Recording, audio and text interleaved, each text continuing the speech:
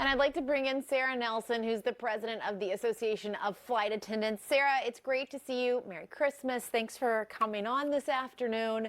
We just heard that woman kind of explaining her situation. Airlines have, I thought, worked out plans so this sort of thing wouldn't happen.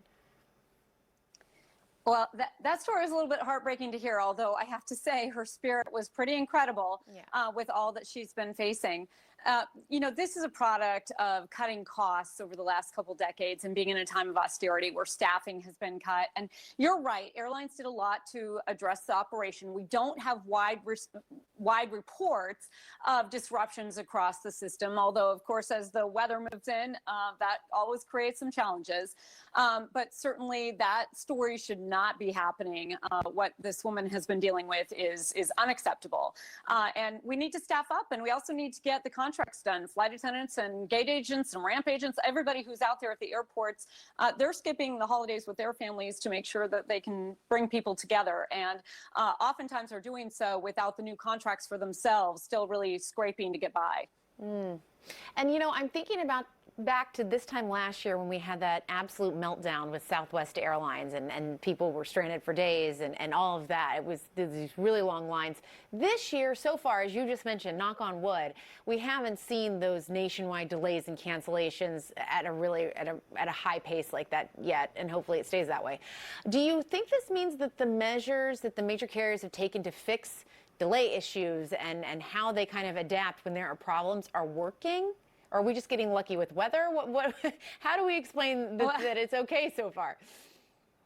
Well, look, there's better planning mostly because the airline industry is 80% union. And what you're describing, hiring people inside in the infrastructure, building up that infrastructure, those were all demands by unions. So there have been improvements over the year, in addition to hiring more people on the front lines. And I have to say, TSA has been doing a marvelous job, too.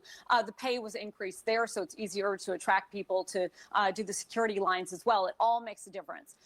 But the flight attendants are out there haven't had raises for a very long time. You may have seen the Southwest pilots just got a 50% raise. Before that, the rest of the major pilot union contracts would be in the high 30s and 40s for pay increases.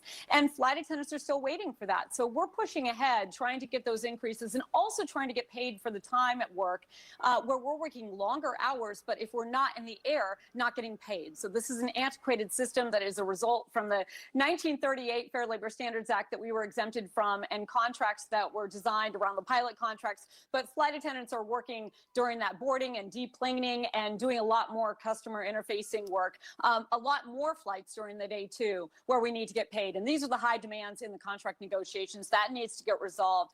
Everything that the airlines have done internally is not going to last if we don't get these contracts done. Yeah. That's one thing I didn't know until I learned is that when they're at the gate, the flight attendants are not getting paid until you're physically in the air, which is very interesting. I also saw you tweeted about kind of moving through some of the airports and seeing people with smiles on their faces and just kind of commending people for, working during the holidays as so many people do have to do. But we have heard a lot this year about burnout from pilots and flight attendants and so many people that work within the aviation industry. Do you see any alleviation inside of that? Do you worry that it's going to get worse? Well, here's the deal. We had stories coming out of the Kentucky truck plant during the UAW strike where people were sleeping in their cars. That's what UAW was striking for to try to fix. And that is a common story across the working class. And it certainly is a story for the flight attendants. We have plenty of stories of flight attendants not being able to make ends meet, having to work out of these very expensive cities, sleeping in their cars as well.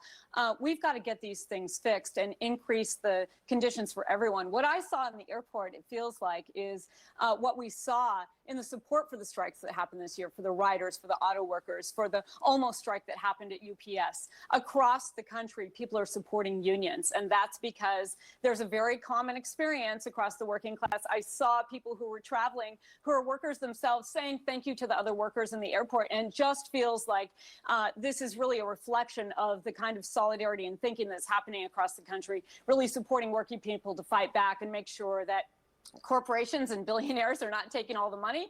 Inequality is not growing. And certainly in our industry, we made sure that there would be a cap on executive compensation and a ban on stock buybacks while we got relief money during COVID. That ended about a year ago, but we have been pushing the airlines, and so far so good. No stock buybacks to Wall Street, but we've got to get these contracts done and make sure the operation is fully operational for the traveling public. All right. Well, please pass our gratitude on to those flight attendants working on this holiday. I flew yesterday, so our thanks to those flight attendants and the pilots for making sure we got there safely. Sarah Nelson, great to see you. Thanks so much. Jessica, thank you so much. Merry Christmas. Yep. Happy holidays. Merry Christmas.